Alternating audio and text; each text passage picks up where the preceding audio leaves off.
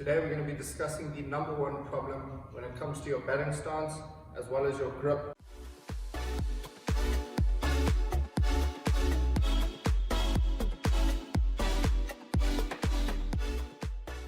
What is going on, guys? Welcome back to Precision Cricket, where we aim to improve and understand our game as well as talk about all things cricket.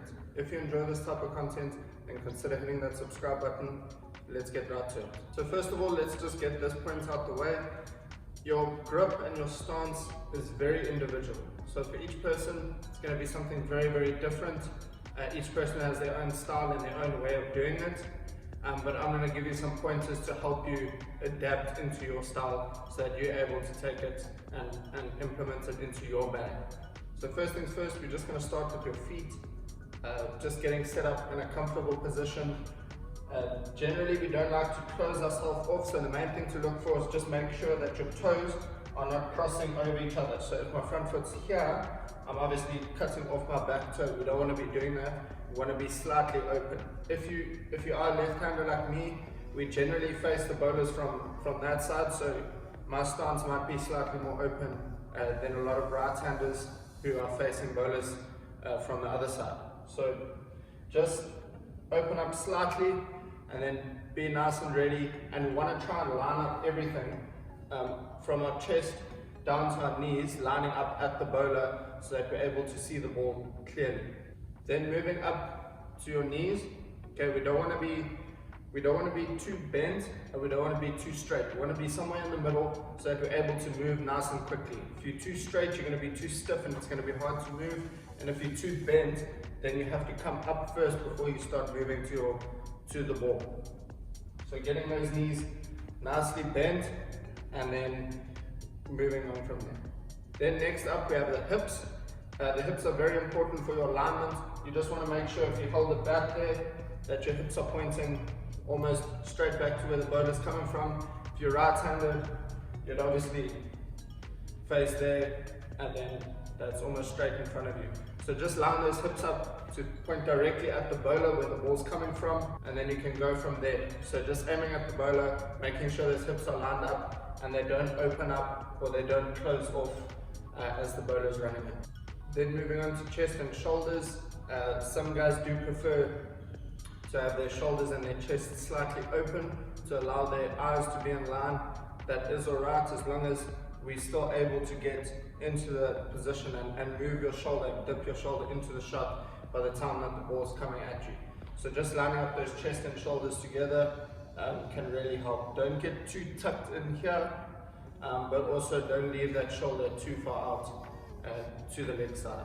Then head position is very, very important.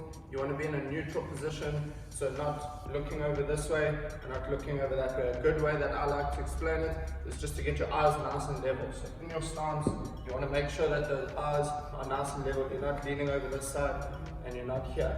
So you can see everything is balanced and equal. Then for the number one problem with stances, we tend to see that guys get too tight and too tense.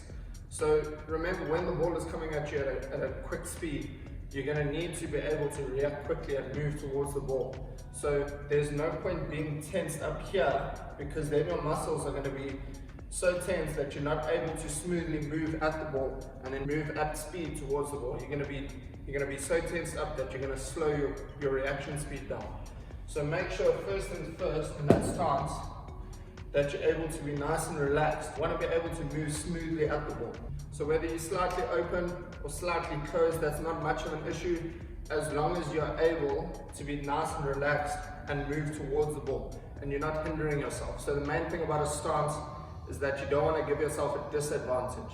It's very hard to get an advantage from a stance, but you can disadvantage yourself greatly if your stance is a little bit off.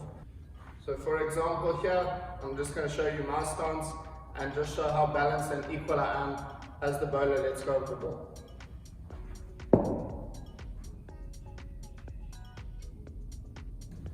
Alright, now moving on to the grip.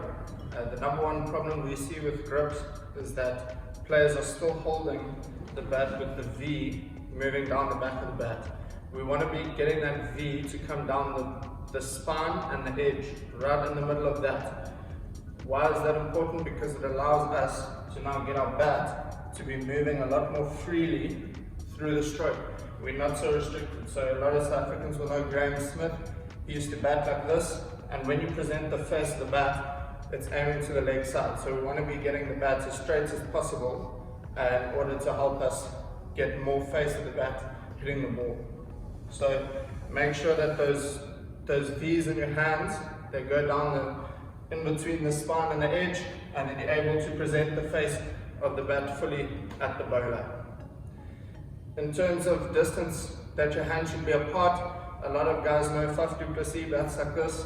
That doesn't mean everyone's going to bat like that. So just make sure, whatever's most comfortable for you, make sure that your hands can work together, because Faf is good at using his hands to work through the ball, but a lot of guys, when they hold the bat like this, they end up getting wristy. So just allow for your hands to move together, because that's what gives power and flow in the shot, and that's what's going to make you hit the ball a lot better. So there you have it, guys. That's the biggest problem that we see with stances and also with grips. I hope you enjoyed the video. Please don't forget to like, comment and subscribe.